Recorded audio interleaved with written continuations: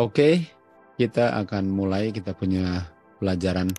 Ini adalah bagian kedua daripada seri The Just Shall Live by Faith. Di Ibrani 2 ayat 4 dikatakan, The just shall live by his faith. Orang yang just itu yang benar ya.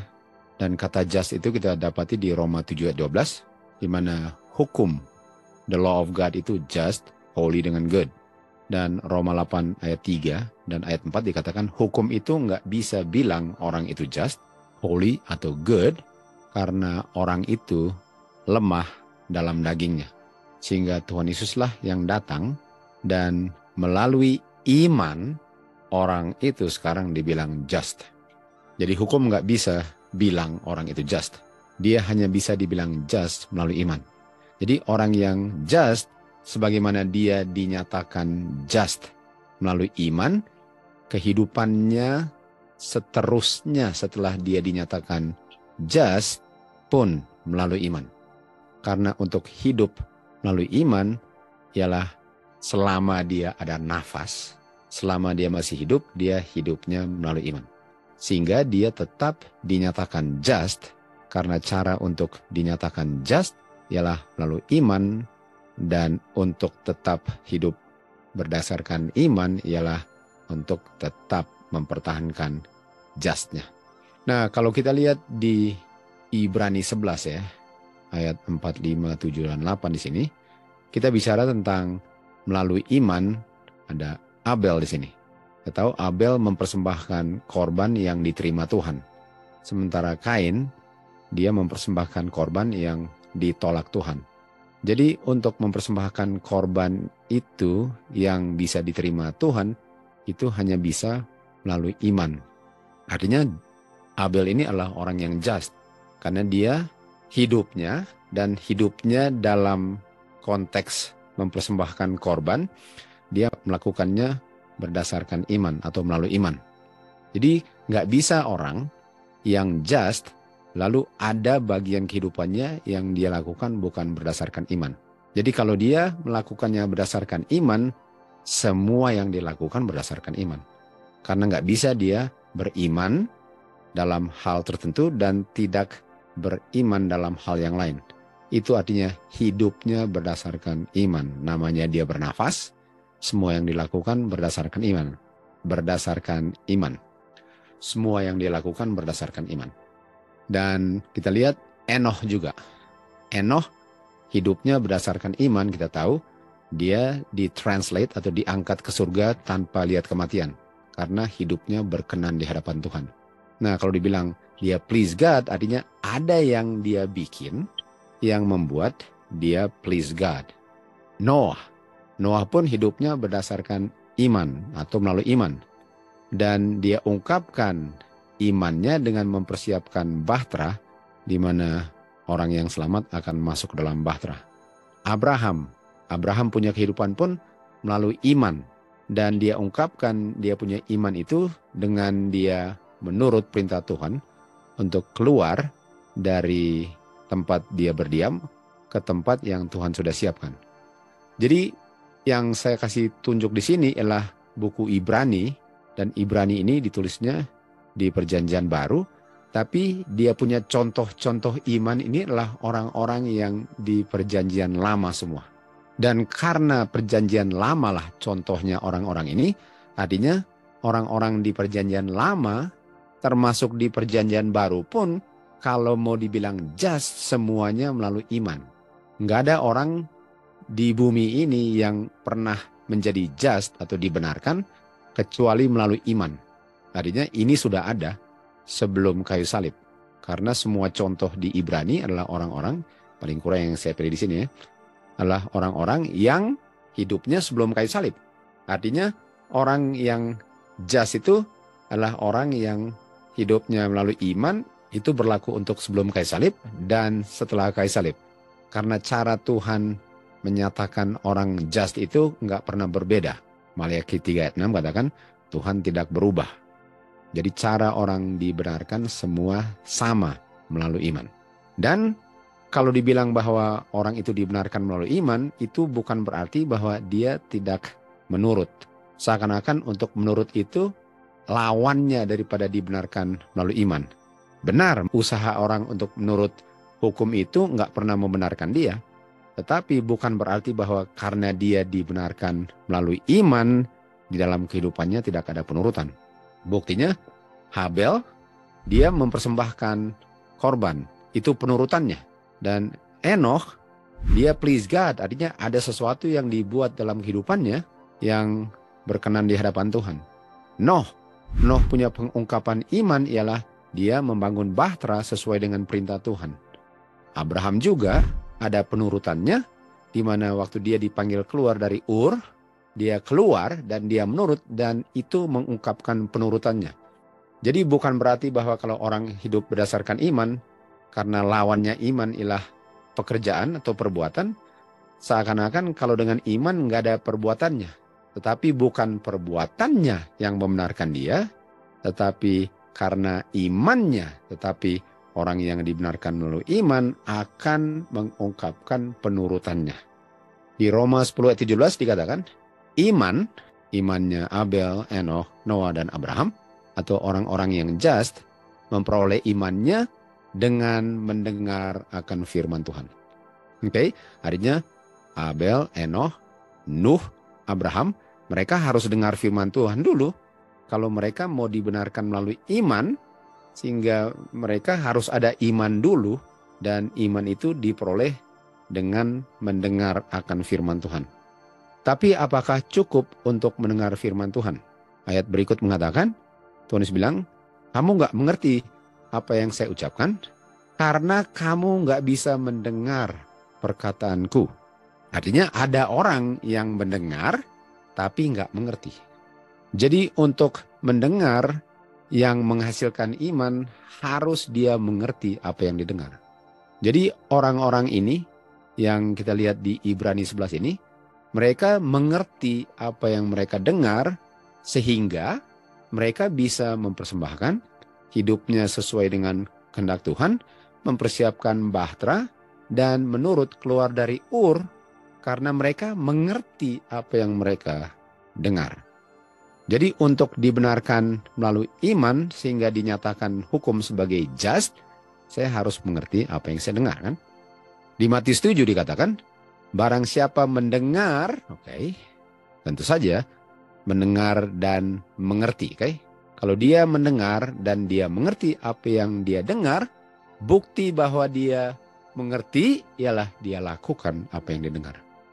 Dan orang yang melakukan apa yang dia dengar karena dia mengerti apa yang didengar adalah orang yang bijaksana. Karena di Daniel 12 ayat 10 dikatakan, orang bijaksana mengerti. Dia mengerti apa yang dia dengar, dan dengan dia mengerti, dia melakukan apa yang didengar. Artinya, untuk memperoleh iman, sehingga melalui iman saya bisa dibenarkan oleh hukum sebagai orang yang just, holy, dengan good, saya harus mengerti apa yang saya dengar, dan hasil mengertinya itu saya lakukan apa yang saya dengar. Baru bisa dibilang dia ada iman. Jadi iman itu diperoleh melalui mendengar, mengerti apa yang didengar, dan melakukan apa yang dia dengar. Melakukan firman Tuhan yang didengarkan. Begitu caranya kita memperoleh iman. Di Yakobus 1:22 dikatakan, jangan kamu hanya mendengar saja, tetapi kamu harus melakukan firman Tuhan yang kamu dengar. Dan untuk melakukan, kamu harus mengerti apa yang kamu dengar. Itu caranya untuk memperoleh iman. Kita tahu nggak bisa masuk kerajaan surga tanpa iman. Jadi ini sangat penting, kan? Nah, mari kita lihat buktinya di sini. Bicara tentang Petrus berjalan di atas air. Kita mau bicara tentang dengar, mengerti, dan melakukan. Mari kita terapkan 3 langkah ini dalam pengalaman Petrus di Matius 14. Petrus menjawab kepada Tuhan Yesus yang dia belum pasti bahwa itu Tuhan Yesus dan berkata, Lord, kalau memang itu engkau, artinya dia belum pasti. Dan cara dia menanyakan ini ialah untuk mau memastikan bahwa itu memang gurunya Tuhan Yesus. Kalau memang ini engkau, perintahkanlah saya atau panggillah saya untuk datang menuju engkau di atas air. Artinya kalau ini memang engkau, artinya Petrus mengerti bahwa hanya gurunya Tuhan Yesuslah yang bisa dengan firman-Nya membuat Petrus jalan di atas air. Petrus mengerti ini, makanya dia bilang kalau memang ini engkau, coba panggil saya jalan di atas air. Karena kalau ini bukan engkau, udah pasti nggak bisa kan. Jadi Petrus tahu bahwa Tuhan Yesus punya firman itu sanggup membuat Petrus jalan di atas air. Lalu Tuhan Yesus konfirmasi kepada Petrus bahwa dia memang Tuhan Yesus. Jadi Tuhan Yesus bilang kepada Petrus, datang. Satu kata saja, datang. Nah sekarang Petrus dengar kan? Petrus dengar firman Tuhan. Petrus dengar kata datang. Nah setelah dengar, dia harus apa? Dia harus mengerti. Nanti kita lihat apa yang dia harus mengerti untuk dia bisa jalan di atas air. Lalu ayat ini bilang Petrus keluar dari dia punya perahu dan dia jalan di atas air menuju Tuhan Yesus. Artinya Petrus dengar dan dia lakukan atau dia menurut. Artinya Petrus beriman. Jadi apa yang membuat dia berjalan? Tentu saja dia mengerti kata datang itu. Petrus mengerti kata datang sehingga dia berjalan di atas air. Apa yang Petrus mengerti dari kata datang? Di 1 Tesalonika 1 ayat 5 dikatakan, gospel kita, Rasul Paulus bilang, gospel yang kami ajarkan bukan hanya dalam perkataan saja, tetapi perkataan yang kamu dengar itu adalah kuasa. Dalam hal Petrus, kata datang yang kamu dengar bukan hanya kata datang yang didengar, tetapi kata datang itu adalah kuasa yang menyanggupkan kamu untuk datang berjalan di atas air. Jadi apa yang Petrus mengerti waktu dia dengar kata datang? Buktinya dia bilang, kalau itu memang engkau, suruh saya datang jalan di atas air. Artinya dia sudah tahu kuasanya. Buktinya dia bilang, kalau memang itu engkau, panggil saya untuk datang jalan di atas air.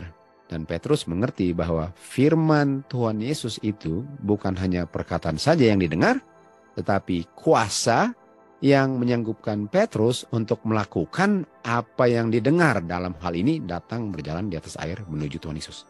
Itu iman. Artinya Petrus adalah orang yang beriman. Dari mana saya tahu dia beriman?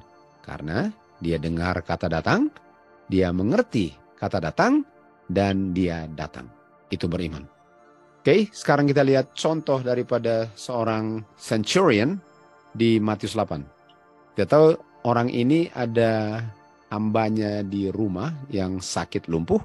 Dan sekarang dia datang kepada Tuhan Yesus dan dia udah pernah dengar tentang Tuhan Yesus. Karena dia pernah dengar tentang Tuhan Yesus ini, itu sebabnya dia datang menuju Tuhan Yesus. Dan dia bilang, tolong saya punya hamba di rumah berbaring menderita. Tentu saja yang diinginkan ialah hambanya untuk enggak menderita lagi. Dengan kata lain, tolong sembuhkan hamba saya. Lalu Tuhan Yesus bilang kepada dia, saya akan datang dan sembuhkan dia.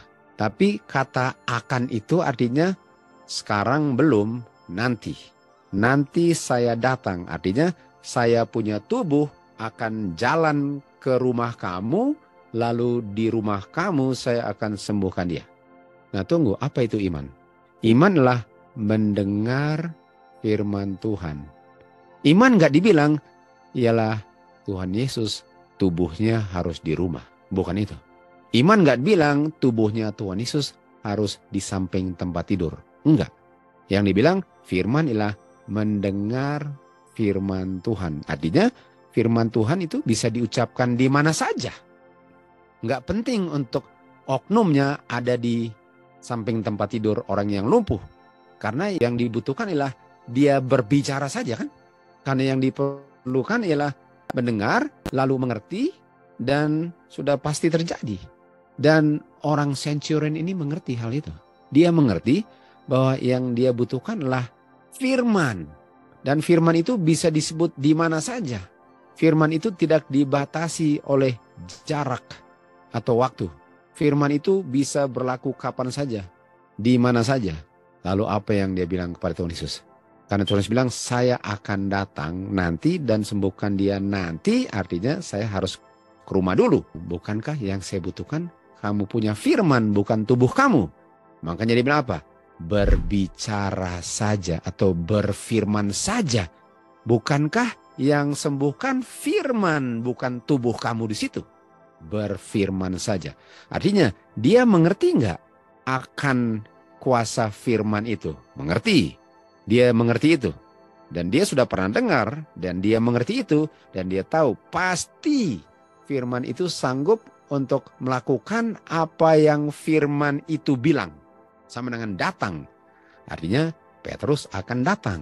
Jadi bilang saja, sembuhlah engkau. Karena kata sembuhlah engkau itu sama dengan sembuhlah engkau. Berbicara saja, berfirman saja. Jadi harus dengar, harus ngerti apa yang didengar, pasti terjadi. Dan dalam hal ini penurutannya ialah orang yang lumpuh sembuh.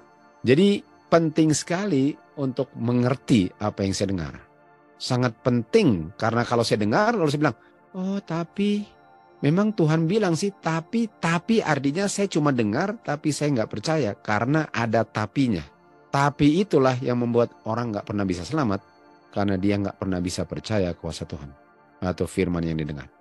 Jadi centurion ini mendengar dan mengerti kuasa daripada firman-Nya Kristus. Dia dengar dan dia mengerti. Firman Kristus itu sanggup untuk menghasilkan apa yang diucapkan. Sembuh. Artinya kata sembuh itu dihasilkan dalam orang yang percaya. Artinya ini iman. Iman ialah mengharapkan firman Tuhan untuk melakukan apa yang dibilang dan bergantung sepenuhnya kepada firman itu untuk melakukan apa yang dibilang. Itu iman. Sekali lagi, iman itu ialah untuk mengharapkan firman itu untuk melakukan apa yang difirmankan dan bergantung sepenuhnya kepada firman itu sesuai dengan apa yang difirmankan. Itu iman. Jadi kita kembali lagi ke cerita Petrus. Waktu Petrus dengar, dia bilang, kata itulah yang membuat saya jalan dan saya hanya bergantung kepada kata itu untuk jalan. Kata itu, kalau bilang sembuh, saya mengharapkan orang itu sembuh sesuai dengan kata sembuh dan saya bergantung kepada kata itu yang menyembuhkannya. Itu iman. Matius 8 ayat 10. Apa yang Tuhan bilang kepada centurion ini? Dia bilang apa? Saya nggak pernah temukan di Israel iman sebesar ini. Artinya, saya nggak pernah temukan di Israel orang-orang yang mengharapkan firman itu untuk melakukan apa yang difirmankan.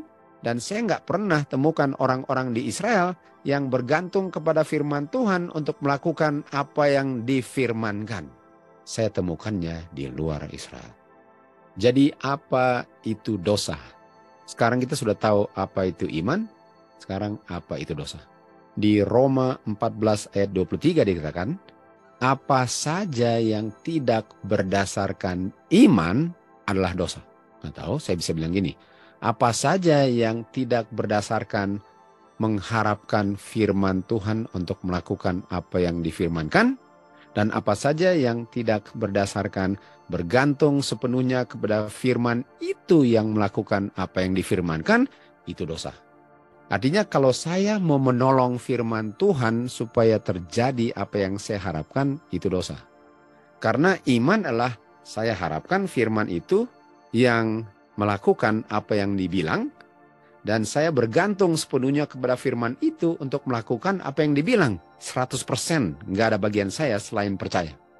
Dan apa saja yang berlawanan dari itu adalah dosa. Jadi di saat saya mau menolong Tuhan dalam cara apapun untuk menghasilkan yang saya harapkan, itu dosa. Contohnya, kalau Petrus bilang, well, untuk saya berjalan menuju engkau, saya perlu pakai pelampung, itu dosa. Karena itu nggak mengharapkan dan bergantung sepenuhnya kepada firman itu. Dan kalau orang centurion bilang gini, oke, sembuhkanlah, tapi paling kurang dia harus minum banyak air lah, itu dosa. Saya nggak bilang bahwa dia nggak perlu minum air. Namanya firman Tuhan bilang sembuh, sembuh, titik. Tanpa ada apa-apa yang lain. Apa saja yang selain itu adalah dosa. Jadi dosa adalah tidak mengharapkan firman itu untuk melakukan apa yang dibilang, dan tidak sepenuhnya bergantung kepada firman itu toh yang akan melakukan apa yang dibilang. Itu dosa. Roma 3 ayat 20, di Roma 3 ayat 20 dikatakan, saya tahu itu dosa melalui hukum.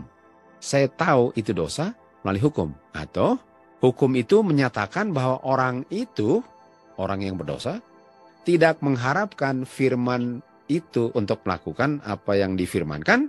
Dan hukum itu bilang bahwa orang berdosa tidak bergantung kepada firman itu untuk menghasilkan apa yang firman itu lakukan. Jadi hukum yang bilang kamu nggak bergantung kepada firman Tuhan untuk melakukannya, dan kamu nggak mengharapkan yang Tuhan bilang akan terjadi. Hukum yang bilang itu. Artinya hukum adalah standar, atau hukum itu yang kasih tahu kepada saya bahwa saya nggak begitu. Bahwa saya nggak mengharapkan dan bergantung sepenuhnya kepada firman Tuhan untuk menghasilkan apa yang keluar dari mulut Tuhan. Jadi saya nggak bisa bilang kamu berdosa kecuali saya gunakan hukum sebagai standarnya bahwa kamu berdosa. Karena bukan saya standarnya, harus hukum standarnya. Karena hanya hukum yang bisa bilang itu. Seperti di Matius 5. Mungkin saya bisa lihat orang berzina, lalu saya bilang dia berzina. Tapi apakah saya bisa lihat orang berzina dalam pikirannya? Saya nggak bisa bilang orang itu berzina dalam pikirannya, sehingga saya nggak bisa bilang itu dosa kalau saya nggak bisa lihat, saya nggak bisa mendeteksi apa yang dipikirkan dalam pikirannya. Hanya hukum Tuhan. Dan kalau bicara hukum Tuhan, kita ngomong spiritual law, bukan natural law yang sekedar ditulis di batu kan. Jadi hukum itulah yang bisa tahu itu dosa atau enggak. Karena hukum itu yang spiritual law yang bisa membaca isi hati manusia. Oke, Matius 14 ayat 30 dikatakan. Sekarang bicara tentang Petrus ya. Setelah dia jalan, artinya waktu dia jalan dia beriman. Karena dia dengar, dia mengerti, dan dia jalan. Dia beriman, dia just. Dalam hal ini dia just.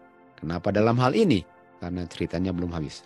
Di Matius 14:30, waktu Petrus lihat angin badai, artinya sekarang dia percaya, lebih percaya angin daripada firman Tuhan.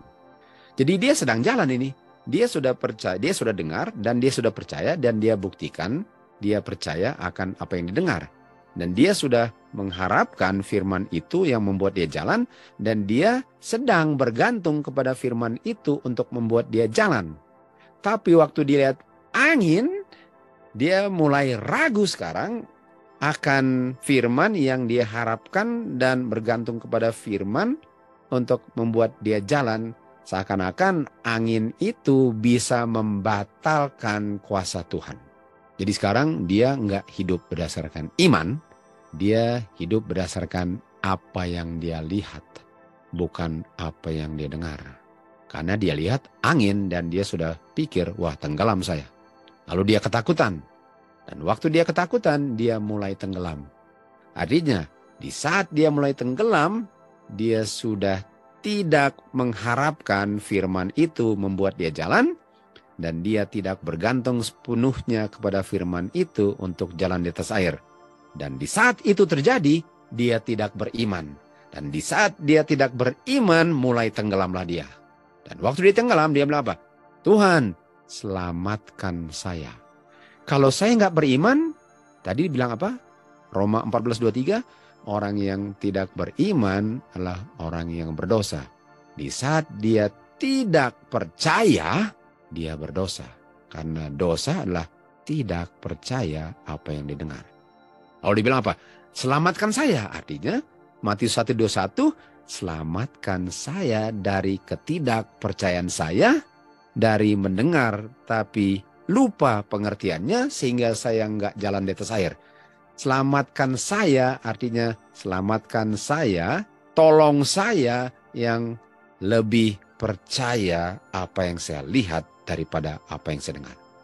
Yang kata lainnya adalah dosa. selamatkan saya. Di 2 Korintus 5 ayat 7 dikatakan, kita berjalan, nah ini bukan berjalan di atas air, tapi berjalan di atas air itu sama dengan percaya. Di Alkitab, jalan artinya percaya. Jadi kita walk atau kita hidupnya melalui iman. Kita hidupnya berdasarkan dengar, mengerti, lakukan. Kita hidupnya bukan dengan apa yang saya lihat. Dan yang Petrus lihat adalah angin. Dan angin itu yang membuat dia goncang terhadap iman dia. Artinya hanya karena orang percaya dalam langkah-langkah tertentu, belum tentu dia tetap percaya, karena kalau dilihat sesuatu yang sangat besar sesuatu itu bisa membuat dia ragu. Dan ragu itu membuat dia berdosa.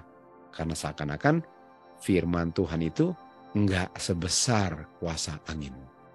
Lalu ayat 31, Tuhan bilang apa? Oh, kamu imannya kecil. Kenapa kamu ragu? Nah tadi centurion Tuhan bilang apa? Saya enggak pernah lihat di Israel iman yang besar seperti ini. Artinya iman yang besar lah iman yang lebih besar daripada kuasa badai. Iman yang kecil lah iman yang dikasih tenggelam oleh kuasa badai. Artinya kita punya iman harus bertumbuh. Nah, minggu depan kita akan belajar bagaimana iman itu bertumbuh dan seterusnya kan. Makanya di Yohanes 8, 33, 1, 32 dikatakan apa? Walaupun kamu percaya, kamu harus tetap mendengar firman Tuhan. Karena kamu punya iman kan mulainya kecil. Dan untuk menjadi besar, kamu harus diuji setiap langkah. Dan ini adalah ujian bagi Petrus. Sesuai dengan 1 Korintus 10 ayat 13, Petrus harusnya bisa menghadapi dia punya badai. Karena Tuhan nggak akan memberikan satu ujian yang lebih dari kemampuan Petrus. Petrusnya aja yang lalai dalam hal ini. Tentu saja lalai itu bukan berarti dia pasti hilang. Karena Tuhan kasih kesempatan untuk bertobat dan belajar dari dia punya pengalaman sehingga lain kali dia lebih percaya lagi. Itulah perjalanan kita dalam jalan yang sempit ini. Lalu Tuhan bilang apa? Kenapa kamu ragu? Nah, apa artinya ragu? Petrus ragu atau meragukan firman Tuhan untuk melakukan apa yang keluar dari mulut Tuhan Yesus. Dan oleh sebab itu, dia berhenti untuk bergantung kepada firman Tuhan untuk tetap menopang dia berjalan di atas air di saat dia lihat angin badai. Jadi angin-angin badai inilah yang bisa membatalkan iman saya kalau iman saya masih kecil. Itu sebabnya Tuhan izinkan hal-hal seperti ini supaya dia bertumbuh. Karena kalau saya nggak menghadapi hal-hal seperti ini, bagaimana mau bertumbuhnya kalau saya pikir saya sudah mantap. Padahal mantapnya itu karena belum lihat badai yang besar.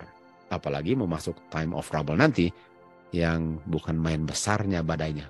Sehingga kita perlu sekali bersuka cita waktu Tuhan izinkan hal-hal yang kecil supaya kita dipersiapkan untuk yang sangat besar nanti. Nah, mari kita lihat apakah di Eden ada hukum Tuhan enggak? Di Kejadian 2 ayat 16 dikatakan Tuhan memerintahkan manusia dan perintahnya ialah dari setiap pohon di Taman Eden buahnya semuanya dengan bebas kamu bisa makan. Dan kata perintah itu sama dengan hukum. Artinya apa yang keluar dari mulut Tuhan itu sama dengan hukum, perintah. Firman Tuhan itu standar benar dan salah. Sehingga kita tahu hukum itulah yang membedakan apa yang benar dan salah kan. Karena hukum itu benar, artinya apa saja yang tidak sesuai dengan hukum itu lawannya benar. Demikian juga firman Tuhan. Karena Tuhan itu mustahil untuk bohong, artinya apa saja yang tidak sesuai dengan firman Tuhan itu adalah lawannya benar. Makanya yang Tuhan perintahkan itu sama dengan hukum Tuhan. Jadi kita bisa lihat di sini sebelum ada dosa ada apa? Ada hukum. Karena ini terjadinya sebelum masuk dosa. Lalu Tuhan Yesus lanjut, tetapi pohon pengetahuan baik dan jahat buahnya kamu nggak boleh makan. Buahnya kamu nggak boleh makan. Nah ini Adam dan Hawa dengar kan? Mereka dengar ini. Mereka dengar perintah ini. Dan sekarang pertanyaannya, apakah mereka mengerti? Sama dengan Petrus kan, dia mengerti, buktinya dia apa? Jalan. Nah pertanyaannya, sebagaimana Petrus mengerti dan jalan, apakah dia tetap jalan waktu lihat badai? Dan fungsinya badai itu ialah untuk meragukan firman Tuhan yang didengar. Jadi waktu lihat badai, badai itu membuat Petrus meragukan bahwa firman Tuhan itu di tengah badai pun bisa tetap membuat dia berjalan di atas air. Sehingga Petrus tetap bisa bergantung kepada firman itu sesuai dengan apa yang didengar. Badai itu mau meragukan apakah saya masih percaya waktu ada badai. Mungkin saya percaya waktu nggak ada badai. Di saat ada badai masih percaya nggak? Itu fungsinya daripada badai. Dan ini fungsinya daripada ular di pohon. Jadi ular di pohon itu sama dengan konsepnya itu sama dengan badai di laut Petrus. Jadi waktu Tuhan bilang kepada Petrus, datang. Sekarang Tuhan Yesus bilang kepada Adam dan Hawa, jangan makan. Datang, jangan makan. Oke? Jangan makan artinya jangan makan. Datang artinya datang. Oke? Jadi waktu Petrus nggak datang, itu bisa sama dengan mereka makan. Karena jangan makan sama dengan datang. Artinya nggak mau datang terus, ialah untuk makan. Lalu ular, atau setan melalui ular bilang kepada wanita, kamu enggak akan mati. Kamu sesungguhnya enggak akan mati. Sementara Tuhan bilang apa? Kalau kamu makan, kamu sesungguhnya akan mati. Setan bilang, kalau kamu makan, kamu sesungguhnya enggak akan mati. Dia tambah satu kata. Dia tambah badainya di situ. Jadi waktu Petrus jalan di atas air, dia punya badai itu meragukan firman Tuhan. Apakah memang demikian? Padahal dia sedang jalan. Jadi sekarang setan mau meragukan firman Tuhan dan mau mempengaruhi Hawa untuk ragu akan apa yang didengar. Jadi kamu percaya itu? Enggak akan mati. Sama dengan badai seakan-akan bilang kepada Petrus, kamu percaya kamu bisa jalan? Enggak, kamu akan tenggelam, lihat badainya. Sama kan? Semua orang akan melewati ini.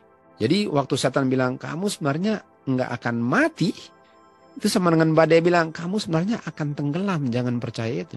Setan menganjurkan bahwa firman Tuhan itu enggak akan melakukan apa yang dibilang. Artinya, kalau enggak akan melakukan apa yang dibilang, artinya apa? Kamu enggak akan mati. Kan tadi dibilang, kalau kamu makan, kamu mati. Setan bilang, kalau kamu makan, kamu enggak akan mati. Iman apa? Iman ialah mengharapkan firman itu terjadi. Yaitu mati kalau dimakan. Setan bilang, firman itu enggak usah diharapkan, enggak akan terjadi. Artinya, untuk percaya setan ialah untuk tidak beriman.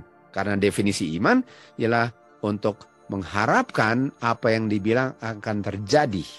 Sementara setan bilang, jangan harapkan itu enggak akan terjadi. Hawa percaya setan bahwa Tuhan enggak akan lakukan apa yang dibilang. Jadi setan bilang, no, kalau kamu makan Tuhan enggak akan kamu mati, enggak akan. Sama dengan badai, kamu akan tenggelam kalau jalan di atas air. Sejak kapan ada orang jalan di atas air? Tenggelam kamu.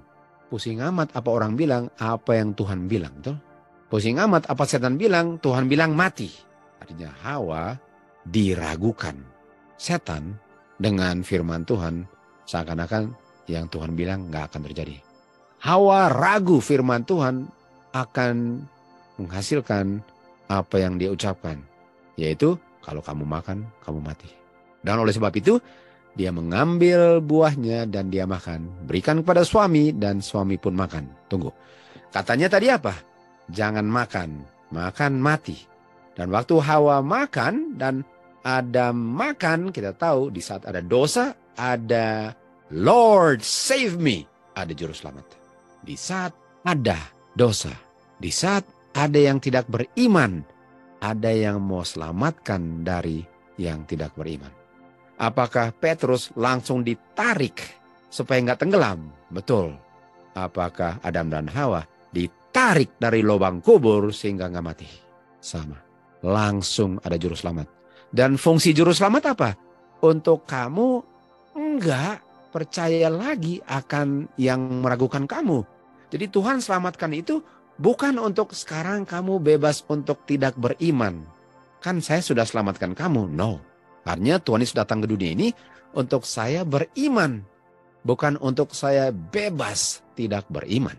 Jadi iman itu mengharapkan firman itu untuk melakukan bahwa kamu makan buah yang terlarang, kamu akan mati. Dan waktu sama dengan Adam dan Hawa yang harusnya mati, ditarik dari kematian mereka, apa yang terjadi? Sekarang mereka dibilang lagi, kalau kamu melanggar, kamu akan mati. Diulang lagi. Tuhan nggak bilang, sekarang kamu bebas melanggar, soalnya saya sudah selamatkan kamu. Itu nggak masuk akal. Artinya kepada Adam dan Hawa dibilang apa lagi? Kalau kamu melanggar, kamu akan mati. Jangan melanggar lagi. Untuk diselamatkan ialah untuk tidak melanggar lagi. Bukan diselamatkan untuk bisa melanggar terus. Setan meyakinkan Hawa untuk tidak mengharapkan firman Tuhan melakukan apa yang difirmankan. Artinya setan berhasil untuk membuat Hawa pikir bahwa dia bisa tetap just walaupun tidak beriman. Nah, artinya Adam dan Hawa berdosa. Kenapa? Karena mereka percaya bahwa firman Tuhan nggak akan memenuhi apa yang dia bilang. Itu kan dosa. Itu lawannya iman. Artinya di Eden ada dosa. Sekarang kalau di Eden ada dosa, mari kita lihat definisi dosa. 1 Yohanes 3:4. Dosa adalah pelanggaran akan hukum Tuhan. Artinya saya harus melanggar dulu hukum yang ada, baru ada dosa. Jadi pertanyaannya, mana yang ada duluan? Dosa atau hukum? Tentu saja harus ada hukum dulu, karena dosa nggak bisa muncul kalau nggak ada hukum. Karena hukum itu harus dilanggar dulu, baru muncul dosa. Artinya di Eden ada hukum nggak? Ada. Dari mana saya tahu di Eden ada hukum? Karena ada orang berdosa di Eden. Dan dosa itu hasil melanggar perintah yang membuat satu prohibition, larangan untuk makan buah yang dibilang untuk jangan dimakan. Jadi waktu firman Tuhan berfirman, itulah hukumnya, dan buktinya mereka berdosa karena mereka melanggar apa yang mereka dengar, hukum Tuhan. Roma 7:7 dikatakan, saya nggak tahu apa itu dosa, Rasul Paulus bilang, kecuali melalui hukum. Karena saya nggak tahu apa itu lust, kecuali hukum yang bilang jangan kamu covet. Artinya kalau nggak ada hukum, nggak ada dosa. Kalau nggak tahu ada hukum, saya nggak tahu yang saya bikin itu berdosa. Tapi karena hukum sudah ada, semua orang telah berdosa walaupun ada yang nggak tahu bahwa dia berdosa. Karena hukum sudah ada. Jadi kita kembali ke 1 Yohanes 3:4. Karena saya tahu itu dosa karena hukum. Jadi nggak ada yang tahu itu dosa kecuali dia tahu itu dosa dari hukum. Artinya 1 Yohanes 3:4 katakan dosa itu adalah pelanggaran hukum yang saya sudah ketahui. Jadi kalau saya tahu itu dosa, saya tahu itu karena hukum bilang itu dosa. Jadi dosa itu yang tidak baik. Saya tahu yang tidak baik karena ada yang baik. Yang baik itu adalah lawannya daripada yang nggak baik. Sehingga semua yang bertentangan dengan yang baik adalah yang tidak baik. Jadi pelanggaran itu ialah untuk tidak mengharapkan perkataan Tuhan Yesus itu akan melakukan apa yang dikatakan. Dan tidak mau bergantung pada firman Tuhan untuk melakukan apa yang firman itu lakukan. Artinya kalau Tuhan bilang jalan, lalu Petrus bilang apa? Oke, saya harus ada perahu dong, kalau enggak tenggelam. Itu enggak ada iman. Karena dia enggak bergantung sepenuhnya kepada apa yang didengar. Jadi kita bisa tahu bahwa di Eden ada hukum, buktinya apa? Ada dosa. Karena dosa itu hanya bisa ada kalau ada hukum. Yohanes 1:29. Yohanes bilang, lihat dombanya God, Tuhan Yesus, yang mengambil dosa dunia. Apa artinya untuk mengambil dosa dunia? Lihat Tuhan Yesus yang mengambil kamu yang tidak mengharapkan firman itu untuk melakukan apa yang difirmankan, dan tidak bergantung kepada firman Tuhan untuk melakukan apa yang difirmankan, itu saya mau ambil daripada kamu. Artinya untuk mengambil dosa ialah untuk memberikan firman untuk kamu beriman. Berarti kan? Dan untuk memberikan firman dan memberikan bukti kuasa firman sehingga kamu melakukan, itulah nggak berdosanya. Dan untuk melakukan itu ialah dosa yang sudah dilakukan disingkirkan, lalu berikan firman dengan mengerti kuasa untuk dilakukan, itu nggak berdosa lagi. Jadi untuk mengambil dosa itu bukan hanya untuk singkirkan dosa yang sudah dicetak, tetapi memberikan firman dan pengertian kuasa firman sehingga dia sekarang melakukan berdasarkan apa yang didengar, itulah yang akan membuat saya melakukannya. Dan saya melakukannya bergantung kepada firman yang diucapkan. Semua yang saya lakukan itu berdasarkan itu bukan dosa. Jadi selain yang dicetak sudah disingkir, sekarang saya bergantung kepada firman Tuhan untuk melakukan semua yang dia bilang. Dan saya percaya saya bisa lakukan itu karena kuasa itulah yang membuat saya lakukan, bukan usaha saya. Itu nggak pernah berdosa. Jadi Tuhan bilang apa? Saya datang untuk singkirkan dosa. Kata lain singkirkan dosa apa? Berikan firman Tuhan, mengerti kuasanya, dan kamu bergantung sepenuhnya, itu bukan dosa. Sekali lagi, untuk singkirkan dosa, untuk ambil upah dosa saya, dan berikan firman untuk nggak berdosa lagi. Itu paket singkirkan dosa. Bukan hanya mengampuni lalu nggak bisa menolong orang itu untuk berhenti berdosa. Bukan, itu bukan kebenaran. Di Matius 5 ayat 17 dikatakan, jangan kamu pikir, artinya salah ini, pikiran ini salah. Jangan kamu pikir saya datang untuk meniadakan hukum. Atau jangan kamu pikir saya datang untuk meniadakan pengetahuan kamu akan dosa. Karena kalau hukum disingkirkan, pengetahuan tentang dosa disingkirkan, tapi dosanya masih ada. Bedanya saya nggak tahu aja itu dosa. Jadi kamu bebas berdosa, dan walaupun kamu berdosa, paling kurang kamu nggak tahu itu dosa. Itu kalau Tuhan Yesus datang untuk binasakan hukum. Padahal dikatakan yang Tuhan Yesus mau singkirkan adalah dosa, bukan pengetahuan bahwa itu dosa. Jadi beda untuk singkirkan dosa dengan singkirkan hukum. Menyingkirkan hukum itu enggak menyingkirkan dosa, tetapi menyingkirkan pengetahuan tentang dosa, sehingga saya bebas berdosa, tapi saya enggak tahu itu dosa. Sementara kalau singkirkan dosa artinya saya berikan hukum dan kamu percaya bahwa hukum atau kuasa Tuhan itulah yang menyanggupkan sehingga kamu enggak ada dosa begitu dosa disingkirkan selain mengakui dosa yang sudah dicatat. Lalu Tuhan bilang apa? Saya enggak datang untuk singkirkan hukum, saya datang untuk memenuhi tuntutan hukum yang kamu nggak pernah bisa penuhi. Jadi orang yang berdosa nggak pernah bisa menurut hukum. Nggak pernah bisa lagi. Nggak tahu itu kan? Di Roma 7. Jadi bagaimana dan orang berdosa bisa diselamatkan? Dia harus memenuhi hukum, tapi nggak pernah bisa. Dia nggak pernah bisa. Dia nggak pernah bisa untuk memenuhi hukum. Caranya gimana? Caranya begini. Kamu percaya nggak bahwa kamu bisa menurut? Saya nggak bilang, kamu bisa menurut nggak? Enggak. Kalau kamu bisa menurut, ya nggak bisa lah. Yang saya tanya, kamu percaya nggak bahwa kamu bisa menurut? Kalau kamu bisa percaya, saya akan bilang, jangan berdosa. Dan waktu Tuhan bilang, jangan berdosa, kamu percaya bahwa kata jangan berdosa itu akan menghasilkan saya tidak berdosa, dan kamu akan bergantung kepada kata jangan berdosa itu untuk melakukan tidak berdosanya di dalam saya. Tapi Tuhan nggak bilang, kamu bisa nggak berhenti berdosa? Nggak bisa. Jadi yang Tuhan bilang, kamu bisa percaya nggak bahwa kamu bisa berhenti berdosa? Yang bilang berhenti berdosa saya. Kamu percaya nggak apa yang saya bilang? Kalau saya percaya, yang bekerja itu adalah firman itu, bukan saya. Dan kalau saya bergantung kepada firman itu namanya iman. Dan apakah iman tanpa perbuatan? No.